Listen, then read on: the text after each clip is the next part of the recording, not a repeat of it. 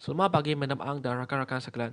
Hari ini, kumpulan kami akan membentangkan tentang topik 7 iaitu pemekasan pendidikan ke arah kesempatan sosial.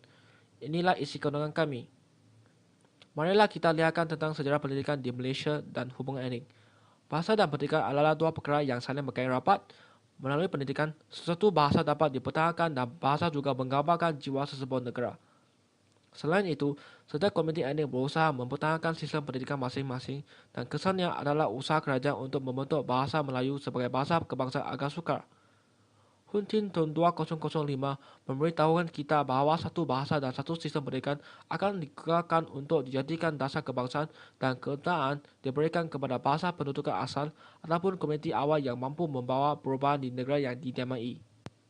Tempoh penjajahan selama 130 tahun oleh pihak British dan pada masa itu, dasar pecah dan perintah telah dilaksanakan dengan mengasingkan etnik mengikut komuniti masing-masing. Sebabnya adalah untuk mengelakkan konflik antara komuniti-komuniti. Sekarang saya akan jelaskan tentang latar belakang pendidikan komuniti etnik di tanah Melayu. Komuniti Melayu, Cina dan India telah pun mempunyai sistem pendidikan tersendiri yang bersifat tradisi sebelum pihak British mencampuri bidang berkenaan.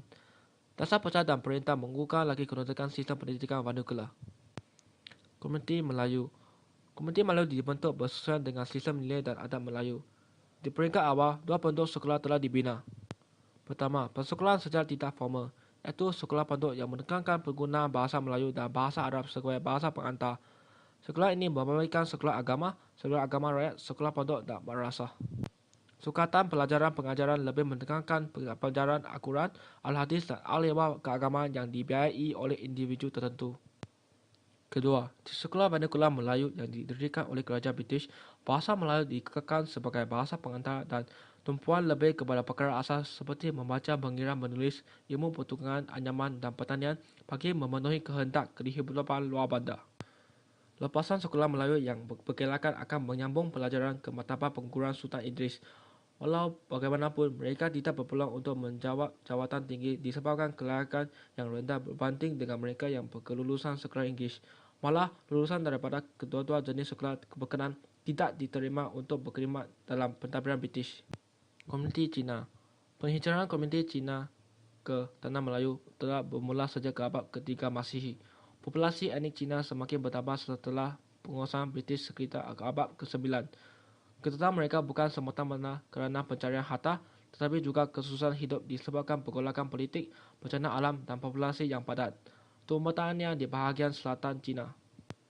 Peterasan penerima sebagian ajaran Konfusius yang menekankan kepentingan pendidikan di peringkat rendah dan tinggi.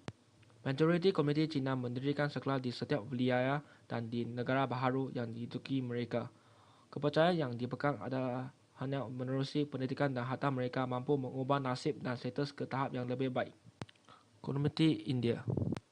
Kedatangan komuniti India ke Tanah Melayu semakin meningkat bagi memenuhi kehendak pasaran kereta British ke Eropah Barat. Kebanyakan mereka datang dari selatan India dan terdiri daripada Samnitic, Bengali dan Tamil. Komuniti India tidak mempunyai sumber ataupun dana kewangan tertentu untuk menembus sekolah. Walaupun kerajaan British menyediakan sekolah vernacular Melayu, tetapi kebanyakan mereka enggan memasukinya. Justru, sekolah vernacular Tamil ditemukan oleh pihak pengurusan estate dan penerapan nilai-nilai ketamilan diberikan keutamaan oleh komuniti India. Antaranya penggunaan bahasa Tamil sebagai bahasa pengandaran, sukatan pengajaran dan tenaga pengajaran diambil dari India. Namun, dengan persekretan yang sebab berkekurangan dan lebih kepada penekanan sekolah rendah, para ibu bapa kurang memberi sambutan. Justru, mereka tidak berpeluang untuk memegang jawatan tinggi dalam pentadbiran British di Tanah Melayu. Created using Powtoon.